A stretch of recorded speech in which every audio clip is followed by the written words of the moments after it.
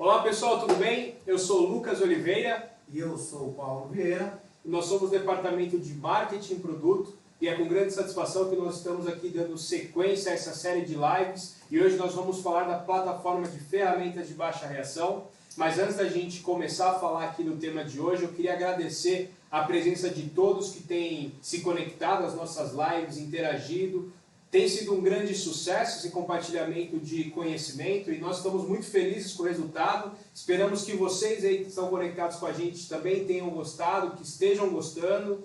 Fiquem conectados com a gente, porque nós ainda teremos muito mais conteúdo para compartilhar com vocês. E claro, vocês imagino que a essa altura já tenham tido acesso a todas as agendas e temas que nós vamos abordar. Se você sente falta de algum tema ou queria conhecer mais algum assunto relacionado à sua área de atuação, deixe o comentário aqui, ou também tem um link dentro do comentário do vídeo que vocês podem deixar o e-mail, o contato de vocês com algum feedback. Então fique à vontade, o feedback de vocês é extremamente valioso para nós. Só lembrando, ao longo de toda a apresentação, caso vocês tenham alguma dúvida, vocês podem perguntar aqui no chat do YouTube, ou também clicar no link que está no comentário da descrição aqui do vídeo, para que vocês possam interagir, ou a gente entrar em contato com vocês posteriormente para tratar de algum tema mais detalhado com vocês, apresentação de algum produto que a gente vai abordar aqui ao longo de todas as sessões. E hoje o tema é ferramentas ou a plataforma de ferramentas de baixa reação, também conhecidas como LRTs.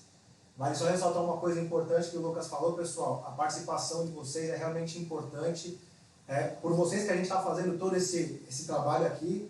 Então, por favor, participem, deixem nos comentários, porque isso ajuda a gente a fazer um trabalho cada vez melhor para vocês. Sim.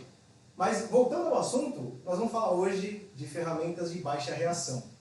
Para quem assistiu o webinar anterior, nós falamos da plataforma do PowerFocus 6000.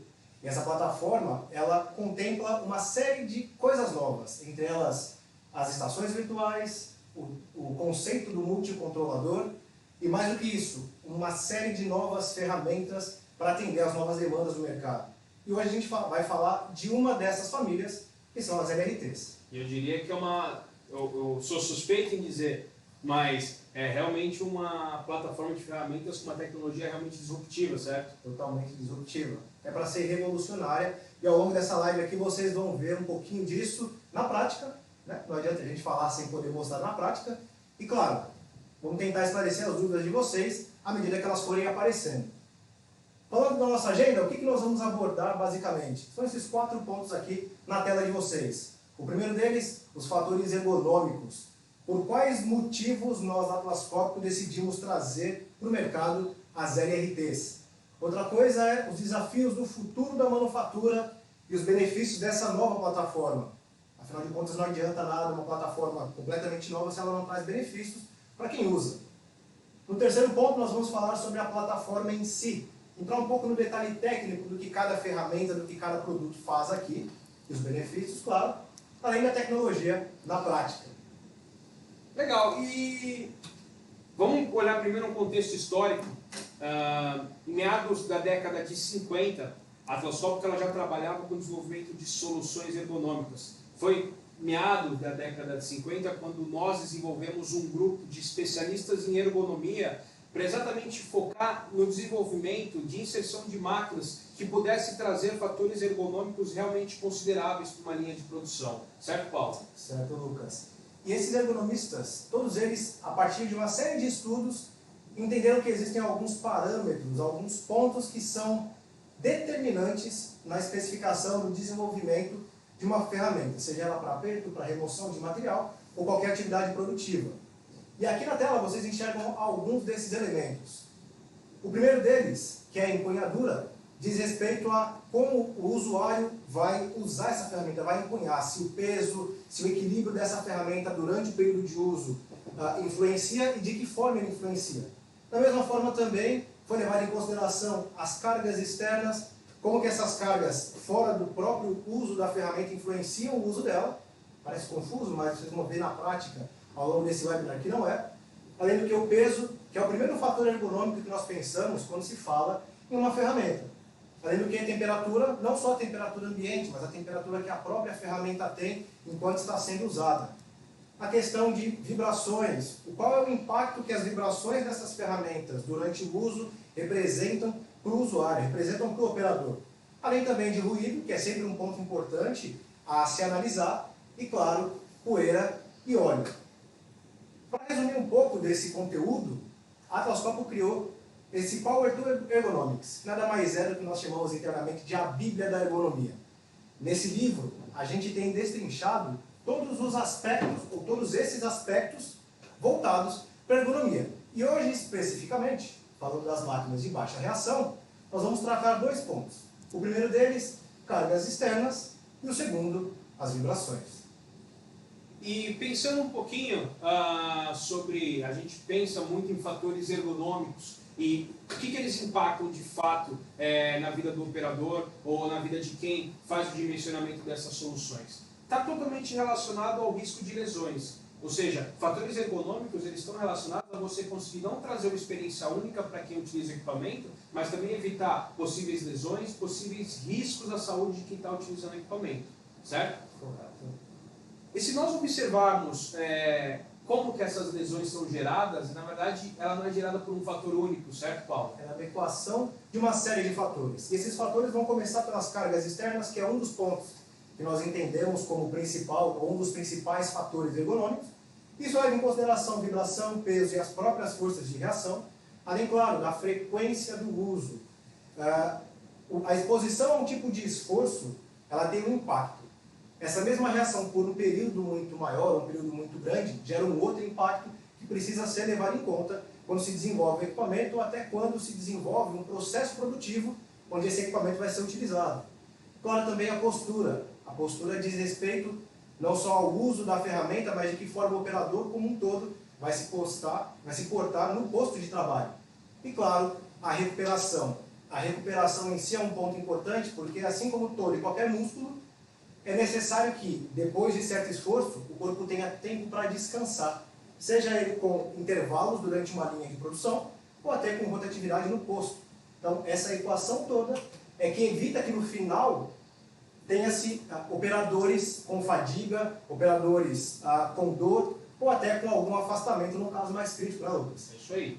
E aí, pensando um pouquinho sobre o quesito de aperto, atualmente quais seriam as tecnologias disponíveis que trariam mais ou menos ergonomia para o processo de aperto? E basicamente a gente pode limitar elas a dois tipos de tecnologias básicas, tá? Que seriam as tecnologias pulsativas, ou seja, as tecnologias pulsativas, elas estão totalmente relacionadas à construção de torque através de pulsos, ou seja, são pequenos impactos em que a ferramenta vai executar até você chegar num torque objetivo. E aí, quando a gente pensa em tecnologias pulsativas, o fator ergonômico de vibração ele é muito mais expoente. Contra as tecnologias rotativas, que são as mais comuns utilizadas dentro do mercado, onde são tecnologias em que a ferramenta ela vai chegar ao torque-alvo de uma maneira direta e objetiva. Então, eu vou mostrar rapidamente aqui para vocês uma aplicação de uma ferramenta rotativa. Então, como vocês podem ver, ela vai chegar no torque de uma maneira única e direta, contra uma tecnologia pulsativa. Eu vou mostrar aqui para vocês. Onde eu vou ter o incremento desse torque através de pequenos impactos. E se nós olharmos historicamente quais são os tipos de tecnologias pulsativas existentes no mercado. A primeira delas e a mais primitiva, eu diria assim, seria as chaves de impacto, onde a gente tem um mecanismo de metal com metal, batendo um contra o outro e incrementando esse torque, o que traz um índice de vibração mais elevado e uma precisão mais afetada. E aí a gente olhando a evolução desse tipo de tecnologia, nós temos as hidropulsativas, onde foi se desenvolvido um dispositivo dentro das máquinas, onde eu também vou ter pulsos, porém dentro desse dispositivo eu tenho óleo lá dentro. Então eu consigo amortecer esses impactos. E a tecnologia mais recente que também nós estamos trazendo dentro dessa plataforma é as máquinas eletropulsativas, onde ao invés de eu ter um dispositivo que vai simular pulsos, eu vou fazer com que o meu motor simule esses pulsos. Ou seja, eu tenho um motor elétrico muito similar ao das ferramentas rotativas, só que a estratégia de aperto faz com que o meu motor pulse. E aí eu vou ter as minhas engrenagens em contato constante de impacto também. É isso aí. E quando a gente fala em ferramentas de aperto, Existe uma coisa que é importante para mensurar de uma forma muito sensitiva para o operador o que é a exposição ao torque que está sendo submetido, que é a inércia do corpo da máquina, correto, Lucas? É isso aí, perfeito. E quando a gente fala de inércia, é um fator decisivo, eu diria, para que a gente consiga mensurar o quanto de reação vai ser desprendido para o meio externo, ou seja, o quanto de reação vai ser desprendido para a pessoa que está utilizando o equipamento. E ele está completamente relacionado ao tempo de exposição, a quanto essa inércia vai durar. Vamos colocar um exemplo aqui primeiro num saco de pancada. Eu não luto boxe, mas eu fiquei sabendo que você luta, né, Paulo? Muay Thai. Nossa, Muay Thai. E a gente sabe que quanto mais rápido você der um soco num saco de pancada, menor talvez seja o impacto que você vai receber. Porque o seu tempo de contato ele é menor com aquele corpo, certo? Correto. Já se a gente colocar uma situação contrária, onde eu vou apoiar o meu peso totalmente nesse saco de pancada de uma forma lenta, vai ser muito mais difícil eu conseguir segurar essa reação de volta. Porque o meu tempo de exposição ao longo de todo esse esforço ele foi muito maior. E esse conceito ele não muda quando eu falo em sistemas de aperto. Quanto mais tempo eu estou exposto até chegar ao torque-alvo, maior vai ser a minha reação. Quanto menor tempo exposto, ou seja, se a minha máquina desligar rápido, a inércia dela for curta, eu vou ter uma exposição muito menor. Então vamos dar uma olhadinha aqui no slide, onde a gente vai conseguir demonstrar isso de uma forma um pouco mais lúdica para vocês. A gente tem aqui um gráfico, e essa setinha vermelha é a nossa força de reação. Tá? E a força de reação ela vai ser completamente, inversamente proporcional à inércia da minha máquina, que está representada por essa curva espessa mais escura que vocês estão vendo.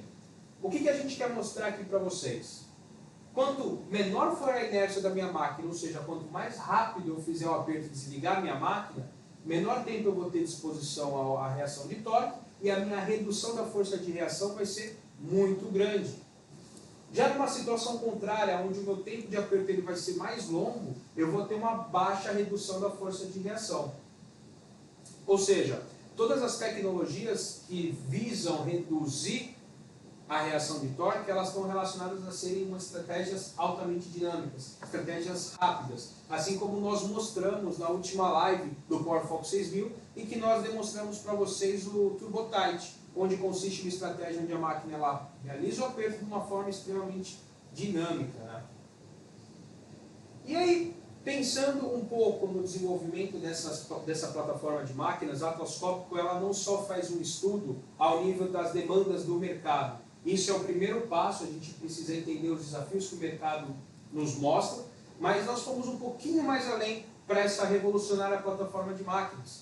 A gente foi até o estudo da fisiologia humana, ou seja, entender como o nosso corpo reage durante um processo de aperto. Então, deixa eu passar alguns pontos com vocês aqui. Primeiro, força muscular. Todos nós temos, alguns mais, outros menos. E força muscular demanda tempo. Eu preciso de um tempo para construir essa força muscular. E quando nós falamos de construção de força muscular contra a reação de torque, é mais ou menos esse cálculo, esse tempo que a gente precisa observar. Todo estímulo tátil, ou seja, quando a gente vai lá, pega uma panela quente, ou quando a gente recebe um esforço físico contra nós, o nosso nervo, nossa superfície da pele, por exemplo, demora em média 120 milissegundos para identificar essa reação. É um tempo, uma fração de segundo extremamente rápida, né? 0,1 segundo. Sim. E o tempo total do nosso corpo para perceber essa reação, para o nosso cérebro receber que o nervo recebeu o estímulo e eu mandar uma reação contrária, que seria o reflexo, é de mais ou menos 300 milissegundos. Ou seja, para eu construir uma força muscular suficientemente plausível para eu conter uma reação de torque, demoraria em média 300 milissegundos. Beleza, Paulo? Beleza, Lucas. Galera, se vocês estão entendendo o show, se vocês tiverem alguma dúvida ao longo de toda essa live, só relembrando, vocês podem mandar as perguntas aí, que ao final dessa sessão a gente vai responder elas para vocês, legal? Seguindo aqui, vamos então combinar essa curva que eu mostrei para vocês de torque por tempo, onde eu tenho a curva da inércia da máquina, eu vou colocar mais uma variável, que é a variável da construção de força muscular. Nós vimos anteriormente que se eu aplicar um torque em aproximadamente 40 milissegundos, a força de reação ela é absorvida pela ferramenta, perfeito. E a gente também viu que o tempo de reação para a gente construir uma força muscular é de aproximadamente 300 milissegundos.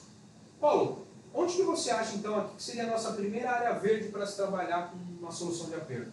Lucas, eu diria que a primeira área verde seria antes desses 40 milissegundos. Se eu entendi bem o que você está dizendo, nesses 40 milissegundos a ferramenta já desligou e antes disso o corpo nem chegou a sentir o estímulo que está sendo feito nele, correto? É isso aí, a energia não dissipada no meio externo, perfeito, então é uma zona verde. E o que você acha da gente ter uma zona intermediária entre 40 milissegundos e 30 milissegundos? Também seria uma zona verde ou não? Eu acho que seria uma zona verde sim. Eu acho que eu não estou explicando direito, quase lá. Seria uma zona vermelha. Porque nessa faixa intermediária, eu não consigo ter tempo suficiente para construir uma força muscular. Então, por mais que haja reação, você não tem uma reação total, mas ainda já tem uma reação, mas o seu corpo ele não teve tempo de resposta para isso.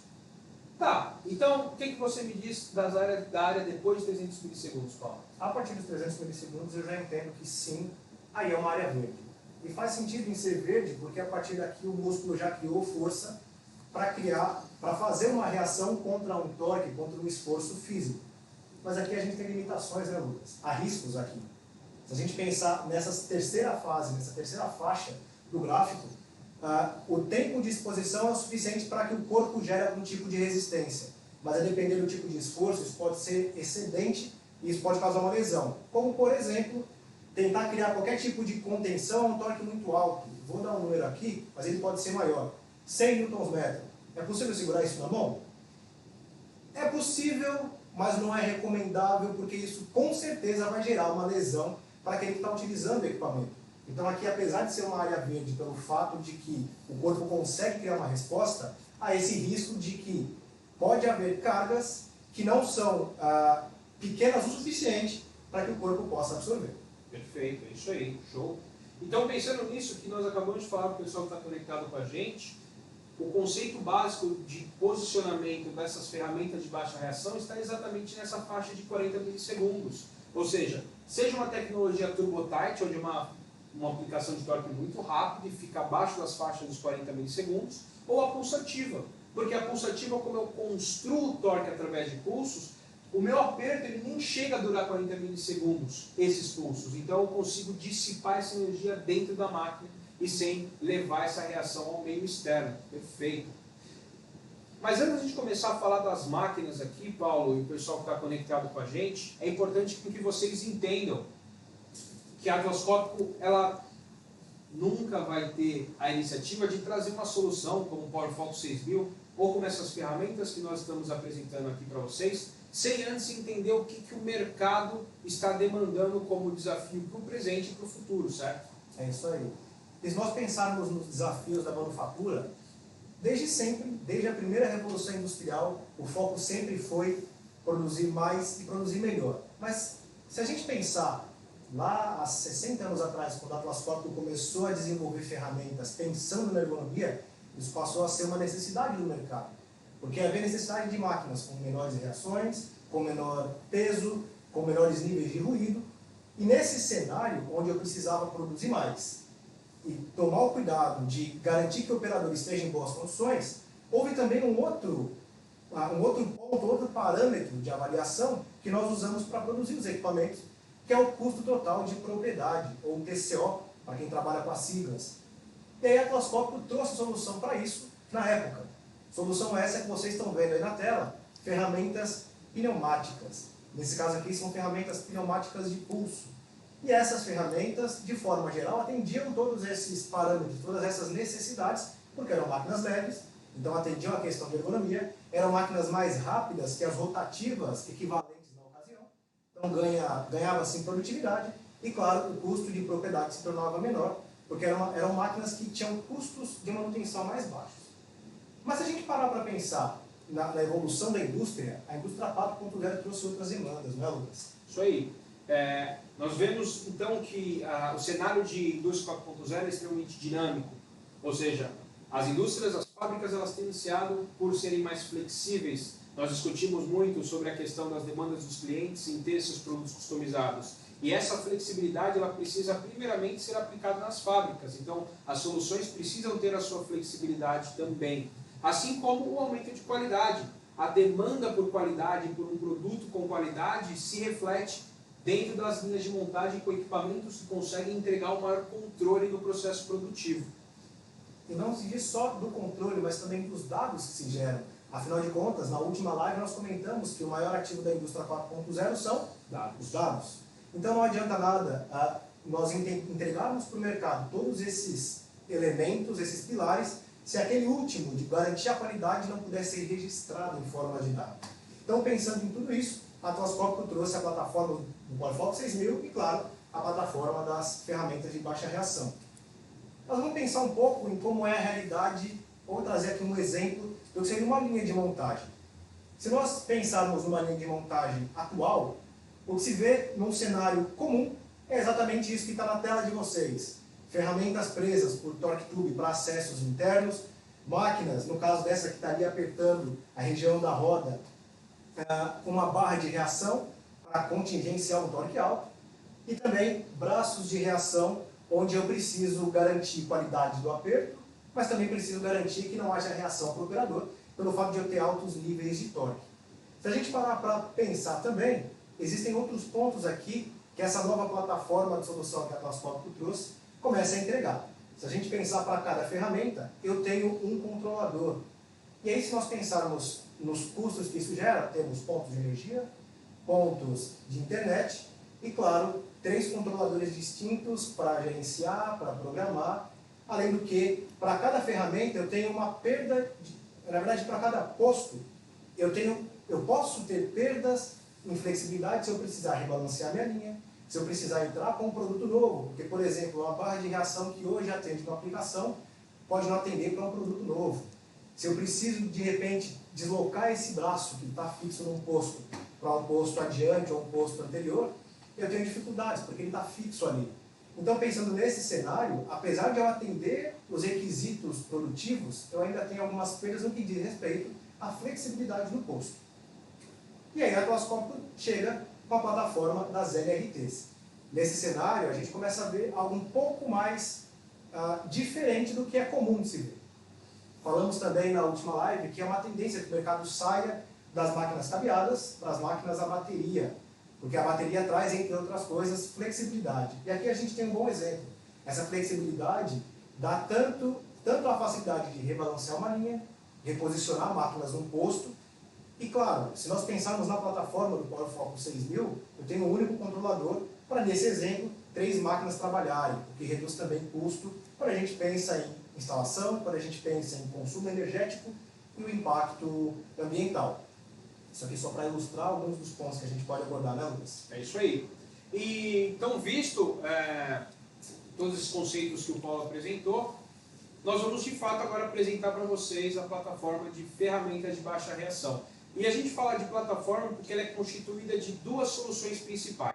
A primeira delas é a TBP, que é uma máquina hidropulsativa. Por que nós chamamos de hidropulsativa? Porque eu tenho uma unidade de pulsos aqui na minha máquina, que é o coração da minha máquina, e dentro dessa unidade de pulso eu tenho óleo lá dentro. Então esse óleo dentro da minha unidade de pulso, ela vai amortecer os meus impactos. Ou seja, eu vou conseguir garantir a aplicação de altos níveis de torque com uma baixa vibração. Por outro lado, nós temos aqui a SRB, e é uma máquina que, como eu comentei com vocês anteriormente, é uma máquina com conceito eletropulsativo. Então, a construção mecânica da SRB ela é muito similar às máquinas que vocês conhecem hoje, eletrônicas rotativas, como a que eu demonstrei há pouco. Onde eu vou ter aqui um jogo de engrenagens, um conjunto de engrenagens, e o que vai pulsar, na verdade, vai ser o meu motor elétrico. Eu vou ter uma estratégia de aperto que vai mandar o meu motor pulsar e incrementar a torque até o meu objetivo. E aí a grande diferença aqui é que eu não tenho óleo para amortecer os impactos. Por esse motivo, a gente limitou o nível de torque da SRB até 25 Nm. Ou seja, para eu conseguir garantir torque de forma precisa, ou seja, com qualidade, mas sem afetar a durabilidade e confiabilidade da minha máquina. Já enquanto a TBP, que é a grande revolução dessa plataforma de máquinas, ela consegue chegar a torques até 150 Nm. Nós trouxemos aqui alguns modelos para vocês, então esse modelo aqui chega a 80 Nm livre de reação. Essa máquina aqui é a 55 Nm e essa relativamente menor até 30 Nm. Então vocês têm um leque de escolhas. E a grande dúvida e pergunta dos nossos clientes é: por que não só um tipo de tecnologia e um tipo de máquina?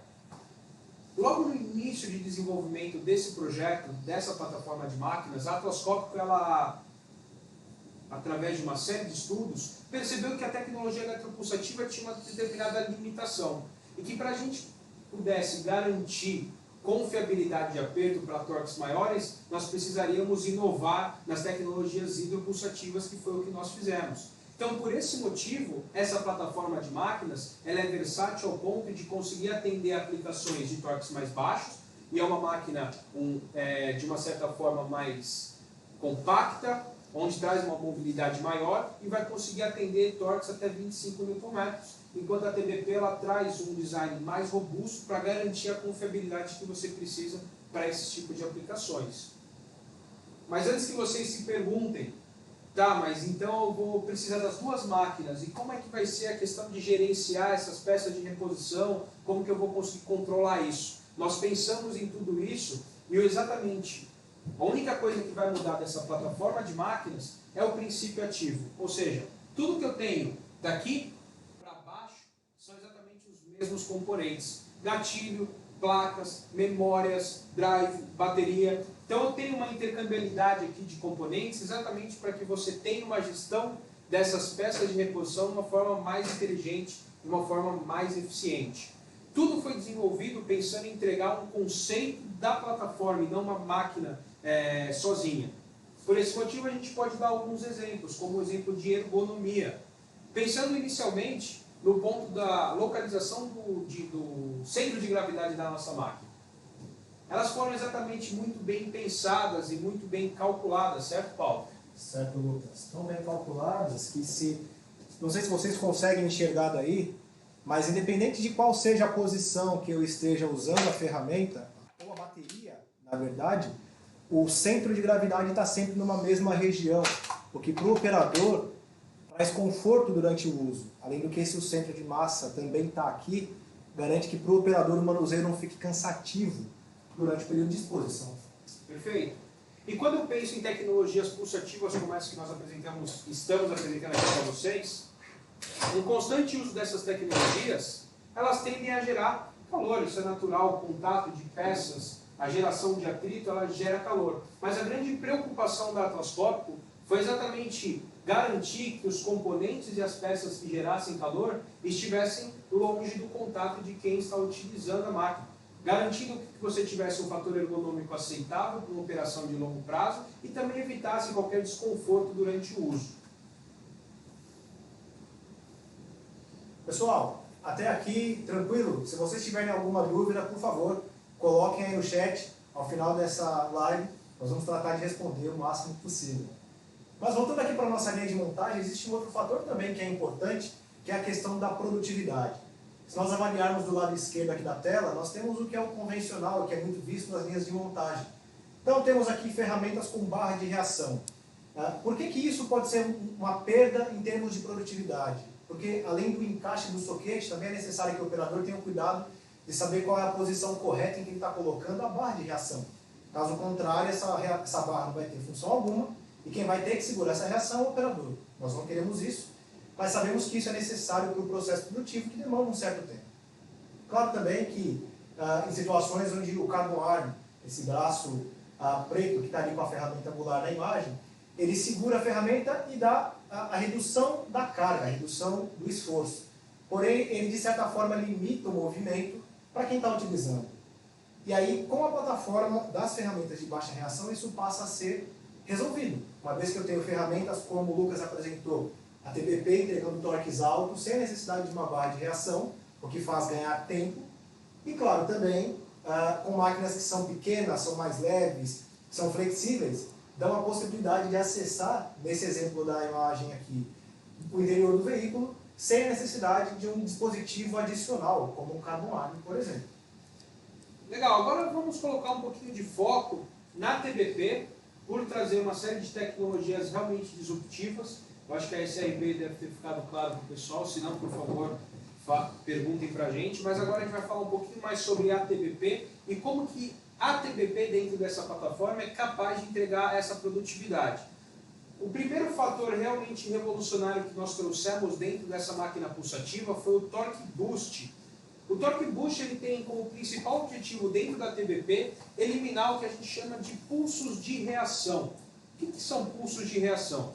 Se nós pudéssemos observar uma curva de aperto pulsativo e olhar bem no detalhe essa curva, nós veríamos que toda máquina pulsativa ela sofre uma reação da junta.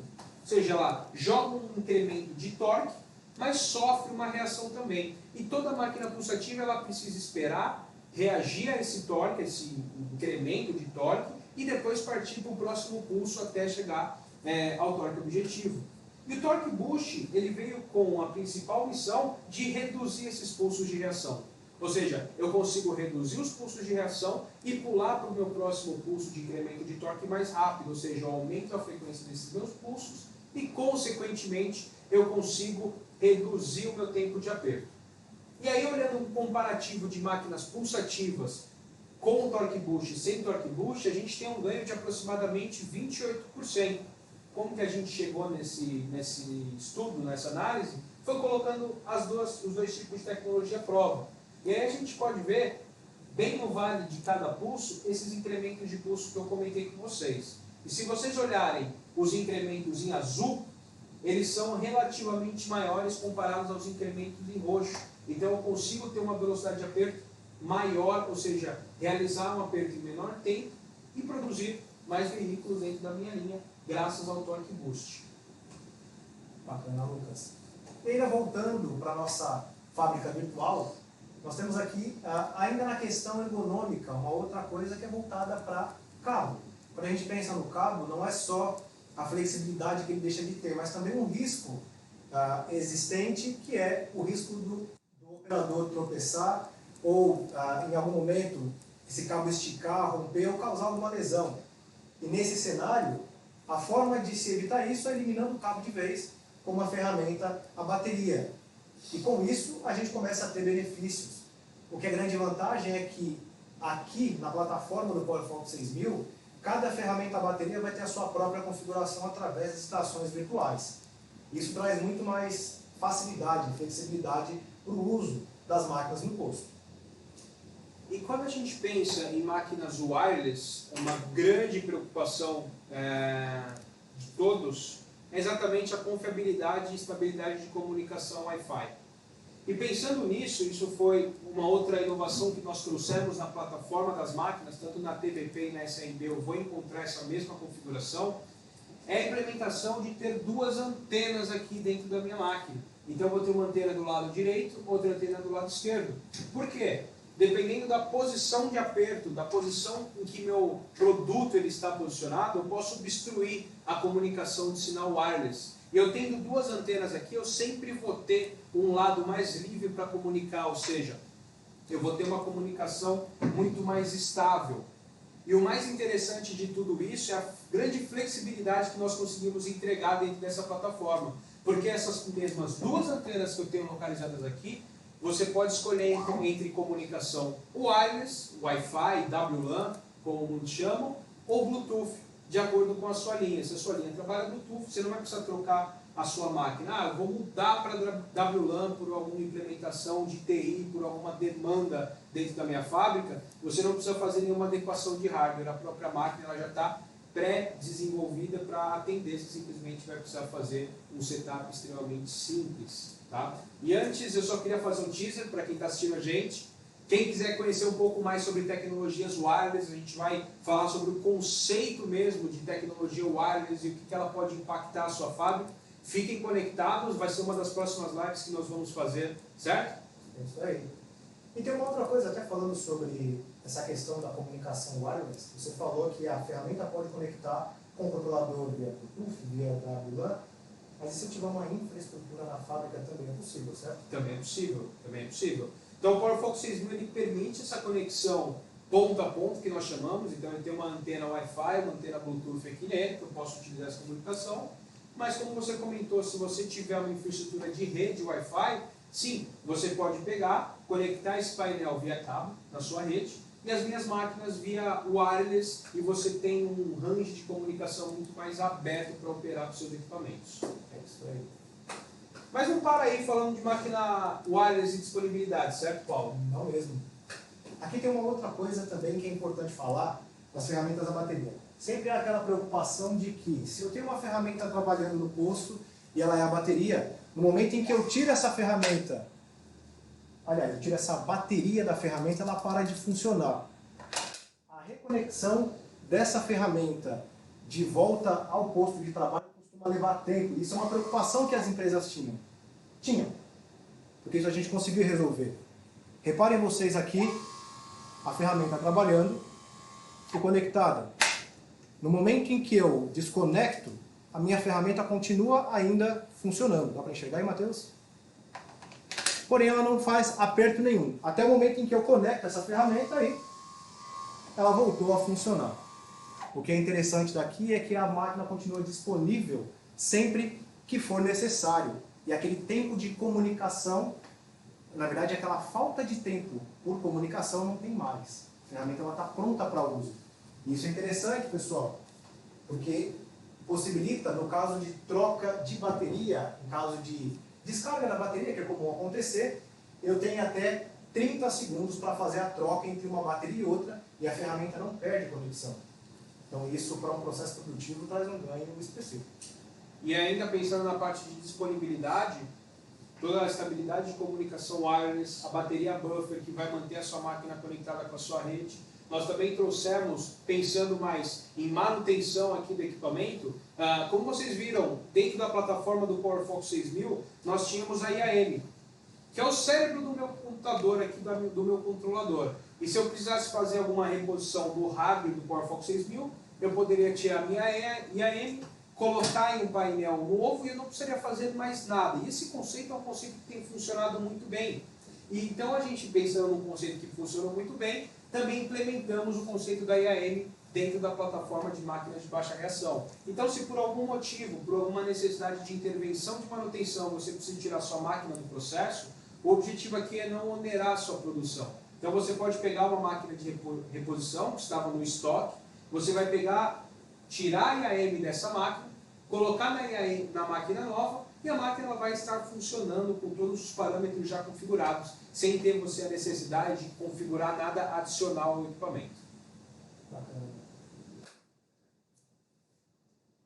Pergunta agora, não só para você, Paulo, mas mais importante para quem está conectado com a gente. Eu quero que vocês digam, baseado na experiência de vocês dentro das fábricas, qual que é a máquina mais rápida que vocês conhecem, considerando os tais aspectos que eu vou citar aqui. Máquina eletrônica, transutorizada, a bateria, nesse formato pistola. Qual é a máquina mais rápida que vocês já viram, aí, não necessariamente datoscópico, mas de outros lugares, de outros mercados também? Enquanto o pessoal escreve aí, Paulo, tem algum número em mente? Agora eu tenho. Mas eu vou dar a mesma resposta que eu dei na última live, porque eu não quero estragar a resposta do pessoal. Eu diria que a máquina mais rápida, com todos esses parâmetros, com todos esses pontos que você falou, eletrônica, rotativa, com transdutor, pistola a bateria. E a bateria, bom, eu diria 1400 RPM. 1400? Alguém mais? Tem uma, tem ainda não? Dole 3. Então a gente consegue chegar com a plataforma de ferramentas de baixa reação, principalmente com a TBP, a incríveis 6.000 RPM. Isso até o torque de 80 Nm eu consigo chegar a essa incrível velocidade. Conforme o torque for aumentando, que seria o caso da TBP de 150 Nm, o máximo que eu chego de velocidade nela, 3.500 RPM, o que ainda assim é uma velocidade consideravelmente expressiva aqui. Algum feedback já, Matheus, por enquanto? Não? Legal. Quando tiver, se avisa a gente que a gente vai ver se o pessoal acertou aí. Enquanto a SRB ainda assim ela chega a considerável velocidade de 1.500 RPM. Então a gente diz com uma certa segurança que essas duas máquinas elas trazem um formato mais dinâmico, mais rápido dentro de um conceito de máquinas que nós já apresentamos até agora. Legal, Lucas, mas nós estamos falando aqui em ferramentas à bateria. E sempre houve, ou sempre existiu aquela preocupação de, poxa, como eu faço para gerir da melhor forma a minha bateria? Para saber que eu vou usar ela até o limite da carga, para que eu não faça recargas desnecessárias e acabe aí queimando o ciclo, diminuindo a minha vida útil da bateria. No passado isso costumava ser uma reclamação, mas hoje isso permanece? Pensamos também nessa sua dúvida, Paulo, e exatamente nós trouxemos junto com a plataforma de ferramentas de baixa reação, as máquinas também são inteligentes, mas as baterias elas também são inteligentes. Então, nós trouxemos aqui, apenas ao apertar um botão, você vai conseguir visualizar o nível de bateria, ou seja, o nível de carga da sua bateria. Então, deixa eu apertar aqui novamente. Por que nós implementamos esse tipo de tecnologia numa bateria? Baterias de íon lítio, elas possuem um comportamento igual a qualquer tipo de bateria de íon lítio. A cada 1000 ciclos de carga, você vai diminuir em 50% a vida útil da sua bateria. Isso é natural de qualquer uma. O seu celular funciona da mesma forma. E quando a gente fala de ciclo de carga, está muito relacionado a uma vez que você simplesmente encostou ela no carregador. A partir do momento que você plugar a sua bateria no carregador, você queima um ciclo. Então, se a bateria está cheia, por que eu vou colocar ela para carregar? Não faria muito sentido queimar um ciclo dela. Mas não é só isso, não para só aí, Paulo, e a galera que está conectada com a gente. Vocês podem ver que eu tenho uma moldura verde aqui no entorno da carga, da quantidade de carga da minha bateria. Isso nada mais vai ser que um aviso ou uma previsibilidade de troca dela. Essa moldura ela vai mudar de cor ao longo do tempo. Então, a partir do momento que você atingir metade da vida útil, essa moldura que uma vez era verde, ela vai ficar amarela. Vai já te dar um alerta que, opa, eu vou durar metade do tempo que eu durava antes do processo. E vai ter um terceiro nível, que é o nível vermelho, quando ela não vai valer mais a pena você ficar colocando essa bateria, porque ela vai perder carga muito rápido. E aí vale a pena você fazer a reposição dela. Ou seja, é uma bateria inteligente ao nível de te entregar essa previsibilidade de reposição. E quando a gente pensa em durabilidade da bateria no processo, Paulo? Aí existe uma outra questão, né? Quanto tempo essa bateria vai durar em termos de ciclos, apertos, ou nesse nosso caso, pulsos? No caso da TBP, nós temos aqui ferramentas ou baterias que vão possibilitar que as ferramentas entreguem até 7.500 pulsos de duração. É difícil estimar quantos ciclos isso representaria, mas no caso de máquinas de pulso, a nossa unidade de medida são os pulsos. Então, para uma bateria como essa, de 18 volts, é possível ter aí algo em torno de 7.500 pulsos para se aplicar até que a bateria acabe. Aí, de repente, vocês podem estar se perguntando aí, legal, Paulo, mas quanto representa em aperto essa quantidade de pulsos aqui? Em números médios, Lucas, se a gente pensar que cada aperto leva em torno aí de 10 pulsos, nós estamos falando que uma bateria dessa de 18 volts vai chegar a 750 apertos, em condições normais, onde a máquina pulsa esses 10 pulsos que eu comentei. Mas sobre a necessidade de que a bateria tenha um rendimento ou uma durabilidade maior, em termos de pulso, há também essas mesmas baterias com carga de 36 volts. É esse o número dobro. Então, a possibilidade de se aplicar torque por mais tempo, sem que eu precise trocar a bateria. Perfeito. E os carregadores eles vão seguir a mesma inteligência, onde eu vou conseguir, com um ponto de rede, montar um rack de baterias, assim como nós representamos aqui no slide. Então, eu não preciso mais ter vários pontos de redes para várias baterias, elas vão conseguir fazer uma ligação delas em conjunto, e eu consegui também ter uma eficiência energética também na conexão dos carregadores, e o feedback que o carregador vai dar para vocês, assim como a bateria que nós mostramos, o carregador também entrega. Então a moldura do nível de carga e também o quanto ela está carregando, se tem alguma falha, esse carregador ele vai acompanhar esse mesmo nível de inteligência. É isso aí. E voltando aqui para a nossa linha de montagem, nós falamos dos aspectos ergonômicos e todos eles vão melhorar os indicadores em questão de afastamento. Então nós apontamos aquela questão do cabo, mas nós temos também um outro parâmetro quando nós comparamos as tecnologias da máquina pneumática de pulso e a máquina eletrônica de pulsos. Quanto mais tempo o operador fica exposto a uma vibração maior é o impacto que isso dá. Tão grande que, a depender do tipo de vibração, a depender do período de exposição, são aqueles fatores que nós comentamos no início da live, isso pode gerar uma doença, Lucas, uma síndrome chamada de síndrome dos dedos brancos. Essa síndrome faz com que o operador perca a sensibilidade das pontas dos dedos. E aí nós começamos a ter um problema maior, que é um risco ocupacional que não é reversível. Uma vez que o operador perdeu isso, perdeu a sensibilidade, esse problema não se resolve, não se corrige mais. E a partir daí, a gente começa a perceber que as máquinas de baixa reação, as NRTs, têm um impacto muito mais positivo nesse aspecto. Então, o importante aqui, e a mensagem que nós queremos passar para vocês que estão conectados com a gente, é que não vale só entregar uma máquina livre de reação, uma máquina pulsativa, e ela vai eliminar o fator reação, porque ela vai trazer um outro possível malefício, que é a vibração, certo? Com certeza. Então é importante que sempre que você for dimensionar ou especificar uma máquina pulsativa para o seu processo, que você também entenda um pouco sobre os níveis de vibração que você pode ter dentro da sua máquina. E a gente acabou não colocando aqui, mas o nível de limite de ação para vibração é de 2,5 metros por segundo ao quadrado, tá? Isso seria um nível limite. Caso você atinja esse nível limite de vibração, você vai precisar fazer algum remanejamento no seu posto, trocar o operador de tempos em tempos, ou fazer alguma rotatividade a ponto que você reduza essa exposição à vibração. Já a TBP, nós fizemos um teste, colocamos ela à prova. Se eu ficar com a minha máquina apertando o gatilho em uma junta semiflexível durante 8 horas seguidas, uma condição completamente atípica, né? Isso a gente não vai encontrar em lugar nenhum. Qual seria o nível máximo de vibração que eu iria expor o meu operador? Nós chegamos a incríveis 0,84 metros por segundo ao quadrado. É 1/3 do nível de ação numa condição completamente atípica de processo, certo, Paulo? Correto. E uma coisa que é importante frisar é que esse valor aqui, normalmente, ele não é levado em consideração quando nós, engenheiros de processo, especificamos máquinas.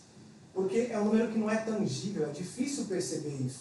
Mas é importante saber que ele influencia muito em quem usa o equipamento enquanto está lá na linha de montagem. Pensando nisso, a Atlas Copco se preocupou em trazer uma máquina que seja eficiente com a questão de redução da vibração, mas também seja eficiente com os quesitos de vibração para o operador. E aí, voltando para a nossa linha de montagem, conseguimos reduzir ainda mais, aumentar, na verdade, ainda mais o intervalo de afastamento por conta de soluções ergonômicas. Ou diminuir o risco do afastamento Ou também. diminuir o risco. Uma outra questão também é o ponto de reação. Aqui nesse nosso exemplo, o nosso operador, usando uma máquina com uma reação que ele não pôde segurar, não pôde contingenciar, acabou se machucando aqui. E isso é um tipo de problema que é possível eliminar com uma máquina de baixa reação, com uma estratégia específica para contingenciar, para fazer com que a máquina segure o esforço que está sendo aplicado a ela. E aí, mais uma vez, o nosso indicador vai só aumentando o intervalo, tornando a operação ainda mais segura. Mas, claro, se a gente parar para pensar no fator ergonômico, nós temos aqui muito claro, eu imagino que vocês que estejam assistindo tenham percebido isso, mas também tem outro fator, né, Lucas, que não é só a questão ergonômica, a questão de produtividade que a gente acabou falando com aquele gráfico mostrando o torque boost, mas tem também outro fator, não tem? Tem um fator de qualidade. Boa. Então vamos pegar um exemplo aqui que eu estou utilizando uma solução de montagem. Hoje eu não consegui identificar durante o meu processo de parafusamento que houve uma falha.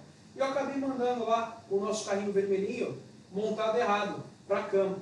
E aí eu começo a falar de não só impactos em custos de retrabalho, em esforço de retrabalho, mas eu também começo a falar de riscos de afetar a percepção de qualidade do meu produto em relação ao usuário final. Sim. E aí eu começo a aumentar os impactos, Paulo, e o pessoal que está conectado com a gente. Porque eu vou ter que, depois de descoberto uma possível falha em campo, eu vou ter que revisitar todos os meus produtos em pátio e eventualmente eu vou pegar alguns carros que foram montados errados e vou ter que retrabalhar todos eles. Então a gente começa a sair um pouco da esfera de só o custo do retrabalho para impactos muito maiores.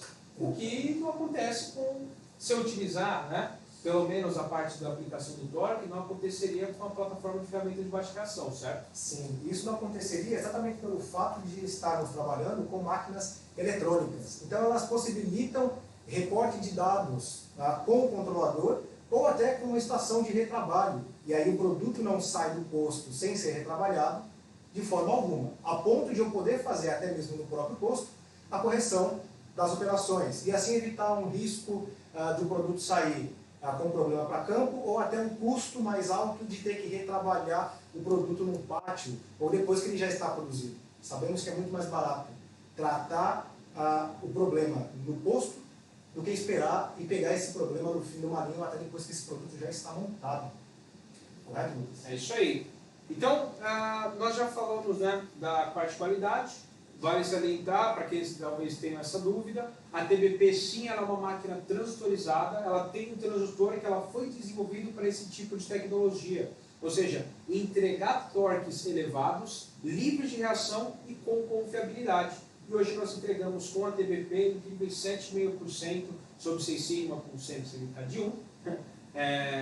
Então é uma máquina eletrônica onde eu consigo fazer todas as amarrações de error proofing, seja monitoramento de ângulo, monitoramento de pulsos e garantir um aperto com qualidade. Então, nós já falamos de ergonomia, como que a plataforma de ferramentas de baixa reação consegue cobrir. Nós falamos de produtividade, como que o Torque Boost, como que o 6.000 RPM consegue entregar mais produtividade para a sua linha. Falamos de flexibilidade, através da plataforma de ferramentas de baixa reação e do 6.000 e gestão das estações virtuais. E também falamos de qualidade. Mas faltou a base de tudo isso agora. Faltou o custo total de aquisição. Ou seja, ter uma ferramenta realmente eficiente para o meu processo, não só no momento em que eu faço a aquisição dela, mas também toda a vida útil. Que ela esteja mais disponível no meu processo, que ela tenha uma durabilidade durante a sua utilização e que a manutenção dela seja eficiente também, correto, Paulo? Correto, Lucas. E se a gente parar para pensar nessa questão da manutenção, existe um ponto que até então era uma preocupação. Quando a gente pensa em máquinas pneumáticas, por exemplo, é difícil prever o momento correto de parar essa máquina. Até porque, na maioria dos casos, para você, Lucas, e para vocês conectados com a gente, o único ponto em que nós sabemos que é o momento de parada é quando alguém começa a reclamar que a máquina está desempenhando mal. Ou porque ela está batendo muito, ou porque não está atingindo o torque. E a partir daí, aquele cuidado que nós tínhamos no momento do startup se perdeu, porque a máquina já deixou de ter aquela produtividade alta que ela tinha no início, e deveria manter ao longo de toda a vida. Pensando nisso, com as máquinas eletrônicas de baixa reação, nós conseguimos evitar com que isso aconteça. De que forma a gente evita? A máquina eletrônica ela já possibilita a comunicação com o controlador. Com essa comunicação é mais fácil ter previsibilidade do momento em que essa máquina precisa parar para fazer uma eventual troca ou um reparo, antes mesmo que ela comece a apresentar qualquer tipo de perda de performance. Até porque, por ela ser eletrônica, é possível programar para que ela dê aviso de que chegou o momento de fazer a preventiva ou a preditiva, no melhor caso. Correto, Lucas? Isso aí. E uma das grandes preocupações que nós tivemos ao trazer essa plataforma de ferramenta de baixa reação e principalmente a TBP e garantir que ela fosse um real game changer nesse cenário, foi através do coração da nossa unidade de pulso, né? O coração da nossa máquina, que é de fato a unidade de pulso. E nós redesenhamos por completo a unidade de pulso da TBP, exatamente para tirar e desmistificar aquele conceito de que uma máquina com unidade de pulso hidráulico seria uma máquina com um intervalo de manutenção curto, onde deveria muitas vezes ficar repondo ou trocando óleo, e a máquina ao longo do tempo teria muitos pulsos. A Durapulse ela traz exatamente uma série de inovações tecnológicas para eliminar esse risco. E eu vou citar algumas aqui com vocês. A primeira delas é a gente ter melhorado a questão da vedação. Então, o vazamento de óleo que eu tenho é menor. Eu não vou dizer que nós eliminamos o vazamento 100%, porque é natural que o óleo vaze ao longo do tempo. Mas aí está o grande diferencial da Durapulse. Conforme existe o vazamento de óleo, existe uma tecnologia patenteada dentro da Durapulse que eu consigo compensar esse vazamento e manter por um intervalo maior de tempo a compressibilidade desse meu óleo. Com isso, eu consigo garantir incríveis 5 milhões de pulsos de intervalo de manutenção. E traduzindo isso em ciclos de apertos, daria em média 500 mil a 600 mil ciclos de aperto. Claro, vai depender muito da condição da junta, mas vai girar em torno disso. E como o Paulo comentou, por ele ter uma inteligência eletrônica, ela vai ter uma previsibilidade, ou seja, você vai conseguir efetuar uma manutenção proativa do seu equipamento, sem onerar o seu processo e sem onerar a confiabilidade da sua máquina. E se a gente olhar de todas as tecnologias que nós temos, então nós falamos do Torque Boost, falamos da Durapulse, falamos do drive da máquina, que é inovador e garante 6.000 RPM de velocidade na TBP, eu preciso ter também um motor que vá me atender a altura desse meu sistema. Um motor que vai garantir que a minha máquina ela rode a um alto desempenho a longo prazo. E em conjunto com isso, se eu tenho um motor muito potente, eu preciso ter um sistema para resfriar esse motor, que também ele foi desenvolvido diretamente para atender as altas demandas que nós enxergamos dentro das aplicações. E todas essas tecnologias combinadas exatamente com um determinado objetivo aqui, entregar a maior eficiência dentro da sua linha de produção, sempre olhando para os grandes pilares, né, de qualidade, ergonomia, flexibilidade e produtividade. É isso aí, pessoal. Nesse momento nós estamos quase chegando ao fim da nossa live. Prometemos também que faremos na prática o que a gente apresentou aqui, então nós vamos demonstrar um pouquinho do que esse conjunto é capaz de fazer. E eu queria aproveitar esse momento para pedir a vocês que coloquem as questões, as dúvidas de vocês aí no chat, aí embaixo, porque logo após essa sequência que o Lucas vai apresentar, nós vamos começar a responder, a tratar essas dúvidas de vocês na medida do possível. Isso aí. Bom, então voltando para cá, eu vou fazer alguns apertos aqui para demonstrar. Vocês devem estar vendo na tela de vocês também a tela do PowerFocus 6000, que nós conectamos as nossas máquinas e as estações virtuais. Eu vou falar primeiro da SRB para vocês. Então a SRB, ela não tem muito segredo, ela é muito similar a uma máquina rotativa pistola que nós já entregamos da família STBs. A grande inovação tecnológica da SRB está, e nós temos entregue aqui a tecnologia eletropulsativa, ou seja, eu consigo simular pulsos nessa máquina, e eu também consigo aplicar a tecnologia que é o TurboTight que vocês viram na nossa última live. Então eu vou mostrar para vocês aqui as duas condições em que eu poderia trabalhar aqui com a minha SRB. Então a primeira vai ser o TurboTight. E vocês vão ver que eu não vou fazer esforço nenhum para segurar minha máquina, e vocês vão ver o torque que eu vou aplicar numa máquina pistola como essa, onde nós sabemos, né, que o limite de aplicação de torque numa máquina elétrica, uma máquina pulsativa, uma máquina pistola, é de 12 Nm. Então eu vou aplicar aqui o torque. Vocês viram que o torque foi consideravelmente baixo. O torque foi relativamente alto, mas a reação consideravelmente baixa. Então, eu vou aplicar aqui novamente, mais um aperto segurando a máquina. Vocês podem ver que a reação ao torque ela é muito baixa. Então, isso foi uma demonstração do meio TurboTight da SRB. Agora vamos dar uma olhadinha no pulsativo. Então, a condição de reação ela fica muito similar. TurboTight.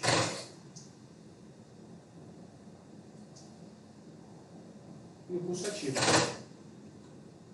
Ou seja, você tem a possibilidade, por a máquina ser extremamente versátil, trabalhar com as mais diversas estratégias de aperto com a SRB. Então eu posso ter TurboTight, eu posso ter o eletropulsativo, e eu posso até 12 Nm trabalhar com a minha máquina em rotativo também. Então ela vai possibilitar essas três estratégias de aperto para vocês. Mas vamos demonstrar a grande inovação aqui, que é as TBPs. Então, para quem assistiu a última live, eu fiz um pequeno teaser com essa máquina aqui. Deixa eu realizar de novo o aperto aqui para vocês. Então eu fiz um aperto com a TBP, essa TBP é de 55 Nm, modelo TBP 8. Mas eu estou aqui não para mostrar o que eu já mostrei para vocês antes, né? Vamos fazer um aperto de verdade, né, Paulo? 51 Nm ainda é pouco. Ainda é pouco. Ainda é pouco. Vamos então pegar a nossa TBP 9. Então eu estou aqui com a minha TBP 9, onde eu vou aplicar... Eu não vou falar, eu vou deixar que vocês vejam por si só. Então, como vocês podem ver aí, eu apliquei quanto, Paulo? 76,96 Nm. 76 Nm numa máquina nesse formato aqui, galera. Um formato pistola, uma máquina transtorizada, a bateria, que me traz uma grande flexibilidade e mobilidade de uso. Eu vou fazer novamente aqui um aperto para mostrar para o pessoal. Vocês podem ver aqui que eu consigo trabalhar com esse equipamento sem nenhum grande esforço. E esse mesmo formato de reação que vocês viram aqui é aplicado a torques até 150 Nm também. Ou seja, eu vou ter uma grande gama de ferramentas de uma forma extremamente ergonômica e garantindo a qualidade, ergonomia e produtividade para a sua operação. Bom, chegamos ao final da nossa live. Eu acho que é interessante agora a gente ver algumas perguntas. Tivemos algumas perguntas, Matheus? Sim, tivemos. Tivemos algumas perguntas, vamos ver algumas perguntas, responder o pessoal que está. Enquanto a gente vê as perguntas, eu queria novamente agradecer a todos. Queria pedir um favor, quem está conectado e quiser acompanhar as próximas lives também, se clicarem no subscribe aí nesse vídeo, vocês vão receber as notificações de quando a gente entrar ao vivo. Então, fiquem conectados com a gente. Legal. Uma pergunta do Rogério. Perguntou qual que é o peso da ferramenta de 25 Nm e as demais, mais aproximadamente. Ótimo. Quem perguntou? Rogério. Então, Rogério, falando um pouco do peso das máquinas, a SRB ela é a máquina mais leve que nós temos. O peso dela com a bateria gira em torno de 1,8 kg, uma máquina até 25 Nm. Nós temos a TPP-6, que é essa aqui, que é uma máquina até 30 Nm, que vai chegar até aproximadamente 1,9 kg. A TPP-8, ela pesa 2 kg, eu estou falando os pesos com as baterias, tá? A TPP-9, com essa bateria de 36, chega a 2 kg, aproximadamente 2,4 kg, 300, tá? E a TPP de 150 é uma máquina relativamente mais robusta devido ao nível de torque, ela vai chegar a 3,5 kg com a bateria. Legal. Agora a Raquel perguntou qual a máquina que atende 60 Nm e mais ou menos o RPM e o peso dela. Qual o intervalo de RPM? Beleza, 60 Nm seria a TPP-9, certo, Paulo? É isso aí. A TPP-9 ela pode ser uma opção, e aí o que a gente pode levar em consideração aqui? Nós temos opções de trabalhar com baterias talvez de 18 volts, para ficar um pouco mais leve se a questão de peso, de ergonomia for relevante.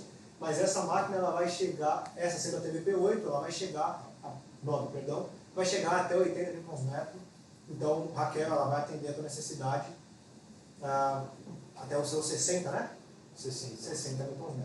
E o peso gira em torno de 2.300, 2.400. O Thales perguntou qual que é a precisão e o erro dessas ferramentas. Legal. Thales, quando nós falamos de precisão, todas as máquinas da família TBP elas possuem uma precisão de 7,5%. Nós sempre consideramos 7,5% sobre 6 sigma, tá? Com CM e CMK de 1. E as SRBs, a SRB ela vai variar da estratégia que você está utilizando. Se você estiver utilizando o modo rotativo, que são os comuns das máquinas cabeadas, eletrônicas, atmoscópicas, nós conseguimos chegar aos 5,5. E no caso da eletropulsativa, nós garantimos uma precisão de 7,5%, porque existe uma dispersão relativamente maior quando trabalha com uma tecnologia pulsativa.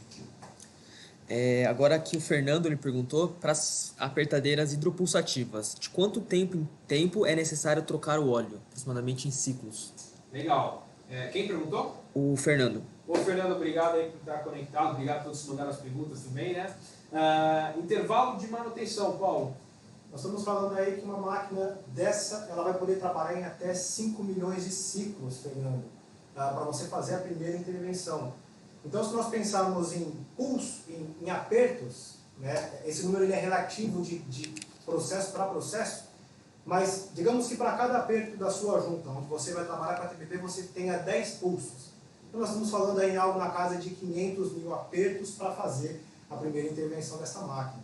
Tá? Mas, claro, isso pode variar, depender da flexibilidade da sua junta, o quanto essa máquina vai pulsar para poder atingir o torque objetivo. Então é importante, a métrica de máquina pulsativa é pulso. Então, como o Paulo falou, 5 milhões de pulsos. E traduzindo isso em ciclo, ela vai garantir aí 500 mil a 600 mil ciclos de aperto, que é o que o Paulo falou. E o mais interessante é que a TBP ela vai te avisar o momento exato de você fazer essa intervenção. E pela Durapulse, ela possui uma tecnologia que é a unidade pulsativa, é uma tecnologia inovadora, a gente também consegue garantir um ganho expressivo nessa troca de óleo. Né? Em média, que nós já avaliamos, em média a gente consegue reduzir 35% desse intervalo de manutenção para repor e para completar o óleo da TBP. Agora uma pergunta do Rogério. Ele perguntou quantos programas de apertos pode colocar na TBP, ou ela só aceita uma regulagem de torque? Legal, boa pergunta. Rogério, a TBP ela não é uma máquina mecânica, ela é uma máquina eletrônica, então eu não preciso fazer ajuste mecânico nenhum nela. Quem vai reger o torque que ela vai trabalhar é o PowerFox 6000. Então você programa os seus torques do PowerFox 6000, então vamos pegar um exemplo, estou com uma TBP 8, que trabalha entre 20 a 55 Nm. O meu painel é capaz de programar 250 programas de aperto aqui. Então eu vou conseguir programar 250 diferentes torques, caso você tenha essa demanda. Mas ela é flexível a esse ponto de você não ter a necessidade de ter uma máquina por torque. Tá? Legal, uma outra pergunta do Fernando. Que nível de bateria a ferramenta deixa de funcionar? Ela garante a precisão até a bateria acabar? Ou seja, conforme a bateria for acabando, o torque também vai diminuindo, o torque final? Boa pergunta. Boa, Fernando. Primeiro, Fernando, obrigado pela sua participação. Você fez algumas boas perguntas aí, certo? Vamos lá. Com relação à capacidade de a ferramenta aplicar torque quando a bateria está fraca, sim, dentro da própria ferramenta existe um algoritmo que, se ela não tem na bateria carga suficiente para aplicar o torque para qual ela está programada, ela não parte. Então você não tem essa preocupação ou esse risco de a máquina, pelo fato de estar com carga baixa, começar a aplicar torques errados, ou aplicar torques abaixo daquilo para que ela está configurada. Legal? Agora uma pergunta do Leandro. No caso da manutenção que será efetuado na troca do óleo, é necessária uma nova calibração toda vez que for feito esse tipo de manutenção?